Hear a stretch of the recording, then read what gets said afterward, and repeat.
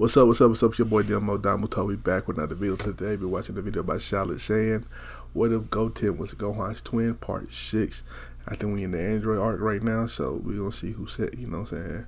So we're gonna really get deep into that, and make sure y'all like, comment, subscribe, and let's get into it. 16 is successfully able to escort Jiro back to his lab. This is perfect for him. He can repair himself. He's heavily injured right now, but he'll awaken the other 2 androids, and in the meantime, he'll restore his own android body. But that's not going to happen. As soon as he awakens 17 and 18, they end up killing Jiro. They almost try and kill 16 too, but they realize that first of all, 16 is stronger than them, and second of all, 16's like them, as in he's one of Jiro's creations. They're different types of androids, but still, maybe it would be better to join forces with 16, although he's pretty strange to the 2 of them. The group eventually arrives at Jiro's lab, seeing that Jiro's nowhere in sight, with Trunks astonished to see that the other 2 androids have awoken. These are the ones he was fighting in his timeline. But the group isn't too worried. They already defeated 20 and 19, so these 2 shouldn't really be too big of an issue. Android 16 was tough, but there's no way they're tougher than him. And they're right. Make sure I was on the right part. 16, Sorry. But they're much stronger than Jiro and Android 19. They give the androids a better battle too. Most of the group is stronger than normal, and you have 2 extra fighters here, Raditz and Goten, who weren't there originally. Plus, Gohan is Super Saiyan, which he didn't have originally. And Goku's there, who wasn't there originally. But clearly it's not enough. 17 and 18 are pretty tough to fight, and with Goku, Gohan, and Goten being there, as well as Raditz, 16 decides to attack them. His directive is to kill Goku's entire family. So while he doesn't focus on anyone else, he's focused on everyone directly related to Goku, and Goku himself, of course. But thanks to the battle being way closer than it should have been, this gives the group a chance to escape. They're not completely defeated. And thanks to some smart thinking by Krillin, he's able to blind the androids, telling everyone to rush out of there. It doesn't seem like the androids can Get out of there! Which makes their escape even easier. They need to regroup and figure out what to do next, and they decide to go to the lookout. Raditz notes something pretty interesting. Those 2 kids showed a great amount of power during that battle. That rage that they've shown before, it almost resurfaced once again, especially when they were seeing Goku get hurt. They've harnessed it in their base form, but now they need to harness it as Super Saiyans. Who knows, maybe it could let them go beyond Super Saiyan, which Vegeta finds kind of ridiculous. He doesn't even know why he's on the lookout in the first place. He's gonna do his own methods of training, uncle. So angrily he leaves. But now that I think about it, why did they go up here? Goku was the one to suggest it. And Goku has 2 reasons. For one, this is a good place to hide. The androids aren't going to be able to find them up here. Also, they have the perfect place to train here, the Room of Spirit and Time. And maybe Raditz is right about going beyond Super Saiyan. There's only one way to find out though. They're going to need to train, and they're going to need to get a lot of training in within a day. With Piccolo also on the lookout, he contemplates his next move. He also has an idea of his own that might work. And reluctantly, he decides to murder the Kami in front of everybody on there. And the second he does, he senses a fearsome power. The group can't believe how strong Piccolo grew from this fusion. He didn't even do this because he realized it's Namekian fusion. He was just trying to join with Kami again because they were 2 halves of one whole. If they split apart before, they can combine their powers. And that's exactly what they did here. This merged Piccolo might be a bit weaker than normal though because he doesn't have Nail fused within him, but most of that power came from Kami anyways. But that power that he sends down below, it can't be any of the androids because they don't have a key. He decides to go check it out, telling everyone he'll report back in as to what he sees. Goku decides to go in the Room of Spirit and Time with Gohan and Goten first. For the Room of Spirit and Time, there's enough food in there for 2 people to train for 12 months. So, if we don't change anything, that means they have enough there to train 3 people for 8 months instead. Which is actually more than enough time because originally, Goku and Gohan left the time chamber early anyways. And here, Gohan and Goten already have Super Saiyan. Yeah, they already Super Saiyan. They don't need to waste time trying to teach those kids Super Saiyan because they actually became Super Saiyans before Goku. So they're not going to be in there a full year, and even if they want to go in a full year, they could just replenish the food. But that leaves everyone else in a weird spot. Vegeta's just gone, well, wherever. They don't know where he went. So the humans, Trunks, and Raditz wait up here. And Trunks is a bit disappointed that he didn't get to know Vegeta a bit more. Going in the time chamber would have been a perfect opportunity to know him, but Trunks would rather be shunned here than not be born at all. And Goku hopes that once they come out of the Room of Spirit and Time, Vegeta will see how strong they've grown and decide to go in on his own. Hopefully with Trunks, but probably not because he still doesn't know who Trunks is. Although, Raditz is a bit suspicious. This kid is a Saiyan from the future, and that hair color too. He's surprised that others haven't theorized this yet, but he could be Bulma's child, which would mean he's half Saiyan, so who could this kid's father be? It's definitely not him because Raditz has no interest in Bulma. But then Raditz immediately realizes what's going on and decides to keep it to himself not to cause a paradox. But he gives Trunks a look trying to silently let him know that he knows who Trunks is. Although it just comes off as Raditz giving him a creepy smile. This is a weird situation for Trunks, but thankfully, it seems like he hasn't prevented his own birth. He should be born less than a year from now anyway. Piccolo eventually does come back up to the lookout, having nearly defeated Cell, but at least he got all the info about Cell that he needed, telling everyone of this new threat. He wants to fight the other android now, especially because if Cell gets to them first, that'll mean he gets even stronger. But thankfully they might have some time. As for the androids, he's had Popo watch from the lookout. They knew where the androids were before and Popo's been tracking them this entire time. And Piccolo could see that they're very far away from Cell. Cell's not going to have a way to track them either. Piccolo could go to fight 17 and 18, because it seems like they're the only ones needed. He doesn't know if he's going to be able to fight 16. And since they've already seen 16 fight, that makes Piccolo stay back here. He doesn't want to go down there and die instantly, since he doesn't realize that 16 won't even fight him. Also, they don't have Dragon Balls now and no way of getting other Dragon Balls. They need to be very cautious here. Goku's not going to be able to teleport to Namek because first of all, they've never been to Namek, and second of all, Goku can't teleport. They're going to have to worry about the Dragon Balls later on, which means they're going to need to be really careful right now. But Piccolo says he'll intervene if the androids get anywhere close to Cell. And thankfully that doesn't happen. Goku, Gohan, and Goten exit the Room of Spirit in time. Strangely enough, Goten looks younger than Gohan. Is this because they're aging differently? Or is it because I want to acknowledge how weird it is that Goten looks like this in Super despite being older than Gohan here in Z? Mostly the latter, but it's also weird for them to see.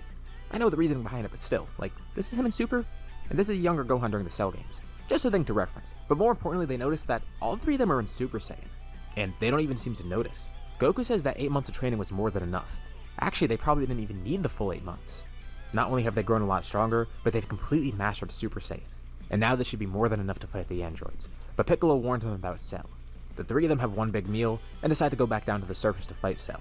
But just before they leave, Vegeta comes back up to the lookout and sees how strong they've grown, leaving him wondering what his next move should be. Goku, Gohan, and Goten go to the surface. And locating Cell isn't too hard, since he actually has ki that they could sense. He's the main threat now. Thankfully, Cell's going to be underestimating them here because he doesn't realize that they've been training, and that they've mastered Super Saiyan. Yes, sir. It's surprising for him to see that Goku's still alive here. Well, it does make sense after all. That's the whole reason Trunks went back in the first place. But Trunks' success in saving the timeline is going to stop here. Of course, by now they know that this won't change Trunks' timeline, but at least he's going to save this one. And thankfully, Cell's grown strong enough to fight these three. He feels that he's absorbed more than enough people to do so. But Goku tells Cell that they already know who he is and what he's up to. Piccolo, or Kami, or whatever he is now, he warned everyone of Cell, so Goku realizes that they need to stop him right now. And he decides that he's going to fight Cell first, just to see how strong this guy truly is. He already knows that Gohan and Goten have surpassed him, so he at least wants to have some fun. Goku fights Cell, and it's not really too big of a deal. Goku's way beyond where Cell is at the moment. Okay, Goku. Cell is, Goku's able to kill him pretty easily too. And there's such a big power gap that he just accidentally destroys all of Cell without even realizing that he can regenerate. So Cell is permanently gone, and they don't need to worry about him anymore. Now it's time to face the androids. It takes a bit to track the androids down, but they eventually find the three. And this is perfect. They have 3 versus 3. Honestly, Goku thinks this might be overkill, but he hasn't seen the full extent of the android's power, so who knows. Although as the battle begins, they realize that it actually is overkill. Goku fights 16, Gohan fights 17, and Goten fights 18. And the battle is pretty short-lived. But they are able to win here. Although, unlike Cell, they're not going to kill these 3. First of all, at 16, Goku realized he's a robot, and he actually had a pretty good idea in the time chamber. Maybe Bulma could reprogram this guy. He does seem powerful too. Imagine having a fully artificial android on their side to train with. That could be awesome. But as for the other 2, by now, they know what these 2 androids are. Because while Goku took his kids into the time chamber, everyone else went back to the lab and got all the info on the androids, as well as destroying present Cell. Trunks, Raditz, and the humans are to thank for that. 17 and 18 didn't become androids willingly, and unlike Cell, they didn't just kill thousands of people just to grow stronger. The androids actually haven't really killed anyone yet. They've just been going around robbing and destroying places, but they haven't killed people. They've only attacked the group here. And unlike Cell, who is genetically nice ass Goku, 17 and 18 were only just reprogrammed basically. They are still human, and Goku gives them an offer. He knows they probably don't want to hear it, but they already know that these 2 didn't want to be androids. He says clearly they've lost here, but if they'd like, he has a friend who could turn them back into regular humans again. As for 16, he's been defeated and injured so badly that he can't fight anymore. But the other 2 are still standing. He says they're going to reprogram 16. At least he hopes Bulma's able to do that. But as for those 2, the offer stays open. He doesn't feel right just killing them in cold blood, nor do Gohan and Goten. And he also tells the 2 androids about Cell too. They knew Jiro was using them, but they didn't know the extent of how much he was trying to use them. They were basically going to be parts for this other android. The 2 androids don't accept Goku's offer. They actually don't say much of anything. They just simply turn around and leave. Which confuses Goku a bit, but he guesses they're not a threat anymore. It seems like they gave up on fighting. And he's not too concerned anyways. He knows if they do cause issues again, the 3 of them will be able to defeat 17 and 18 pretty easily. They arrive back on the lookout and let everyone know that things are okay now. Although, there's 2 people missing. Raditz and Vegeta are gone. Vegeta wanted to go into the Room of Spirit in time because after seeing how strong Goku got, he decided he needed to train a lot further. And Raditz decided to go in with him. Vegeta was against it at first, but Raditz says he needs to let go of that grudge that he has for Raditz. They're both behind right now. And besides, without a training partner, neither of them will grow. This will be beneficial for both of them. And Raditz confidently says that he has the knowledge of his brother, and they could build off of each other too. Wouldn't that be useful for Vegeta if both of them can master Super Saiyan as well? That is true. He does still have a chance to fight the androids because with how strong Goku and his kids are now, they're probably going to win. But it doesn't hurt to train. So the 2 of them are in the time chamber right now. Raditz and Vegeta training Trunks, is crazy. He didn't really get to see Vegeta too much. Nor did he grow stronger because he didn't have a chance to train in the time chamber. He didn't really need to in the first place. But luckily for him, he has the remote to deactivate the androids in his timeline. And now that they know 16 was only programmed to kill Goku and his family, maybe once he's deactivated, Trunks can have Bulma reprogram him too. Although the button he has is a bomb that blows up the androids. He'll just have to find a way to spare 16. He's glad to hear that the androids in this timeline don't seem as bad as the ones in his timeline. He's a bit worried that Goku let them go, but he trusts Goku's judgment. Trunks thanks everyone for their help, and they thank him because without him, they wouldn't have known about these threats. Everyone would have been dead. Goku would have died from the heart virus, and everyone else would have died from the androids. The only major loss here was Kami. But it's not like he died technically. He just lives on through and Trunks says goodbye to everyone. He hopes he could see them again one day, realizing that this timeline is going to thrive, and of course he wants to actually talk to Vegeta once he knows who Trunks is. It's unfortunate they couldn't bond now, but hopefully they'll meet again on good terms. And Trunks returns to his timeline. Vegeta and Raditz eventually exit the time chamber, both successfully mastering Super Saiyan as well. And it seems like the two of them are on better terms, but there definitely is a fierce rivalry there. As for the two kids, Goku wants to see them go past Super Saiyan. He knows that they're above him right now, and in the time chamber, he actually saw that they were on the cusp of getting something else. But they needed a little bit more of a push. They need something to push them overboard and to actually transform beyond Super Saiyan. He doesn't know what, but he knows that they can't achieve it. And thankfully there is something to help them here. 16 has been reprogrammed and upgraded, as well as repaired too. For Bulma, it wasn't actually too hard. She just had to remove all the Kill Goku stuff. Kill Goku. He already seems surprisingly gentle. Also, she removed the bomb inside of him too because he doesn't really need that anymore. But now he's stronger and he's actually good. And Goku thinks that this guy will be a good training partner for them, especially because he has infinite energy. And with his upgrades, he might even be stronger than them right now. That's one of the reasons Goku wanted this guy reprogrammed. He seemed like a pretty cool opponent, but unlike people such as Piccolo, Vegeta, and Raditz who actually can just change normally, this guy is literally hardwired to hate Goku. Training begins to push the two twins beyond Super Saiyan. I don't want to kill you anymore, Goku. Piccolo realizes that they need a new set of Dragon Balls, but he has a plan for this. Thanks to some help from Popo and Bulma, as well as finding one of the old Saiyan space pods, they're able to build a ship that actually goes to Namek, with King Kai of course helping direct Piccolo. They don't have anyone else in mind for the Guardian of Earth because they've never been to Namek, so it looks like Piccolo's going to be Guardian and he has direct contact with King Kai. And also, King Kai gets a good ending here because he doesn't die either. That aside though, Piccolo eventually is able to make it to Namek, wanting to see if there's any other Dragon Balls there, or if there's a way for him to actually make Dragon Balls for himself. This is the only way that he can learn. By now, Guru is dead, but Mori has taken over as the new Elder, and he's interested to see this other Namekian come here. Clearly he's very strong, and is very different from the other Namekians. Mori explains that they barely escaped Frieza's wrath. It took a while, but they were able to rebuild, especially because Mori was able to make his own set of Dragon Balls after Guru died. The only reason Piccolo found Namek is because King Kai knew where New Namek was. And Piccolo didn't know any of this. He didn't realize that Frieza did this to this planet. And they also realized that Piccolo's friends were the ones to actually fight against Frieza. So they're more than willing to actually help Piccolo here. Not only is he a Namekian like them, but when Mori reads his mind and goes through Earth's history, he can see that this guy is a clear ally and helped them, even though he didn't even realize that he was helping. And since they don't know anyone on Namek, Dende won't become the new Guardian on Earth. It still is going to be Piccolo. They used the Dragon Balls here on Namek to grant Piccolo the ability to create Dragon Balls for himself. And he didn't realize it would be that easy. He thought he was just going to have to learn here. But Mori says there actually is more for him to learn.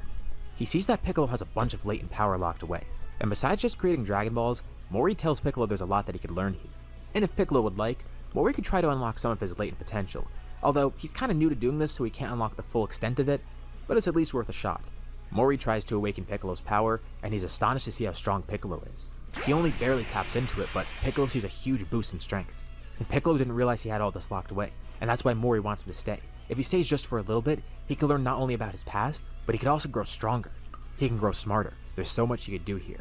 Besides, it's a good chance to learn about his people, too. I'm curious about this. No, that's a Piccolo good idea. ends up staying on Namek That's a good idea. As he's growing stronger on Namek, back on Earth, Gohan and Goten have finally broken through in their training. Thanks to guidance from Goku and training with Android 16, they finally were pushed beyond Super Saiyan, unlocking a new power. We haven't seen a Super Saiyan 2 Goten though. Now finally using it for the first time. That was a cool little chapter. That's a cool little chapter, little light little chapter. It's crazy. It's crazy watching it. The Android shell was a non-factor. Like, that's funny. So shout out to Charlotte Sand. I can't wait to see the rest of the story. Usually I do multiple parts at once, but like I have not had the time for that. So I'm gonna try to get multiple parts in eventually, but right now I've just been really, really busy. But make sure y'all like, comment, subscribe. Shout out to Charlotte Sand, and I'll catch you next time. Peace.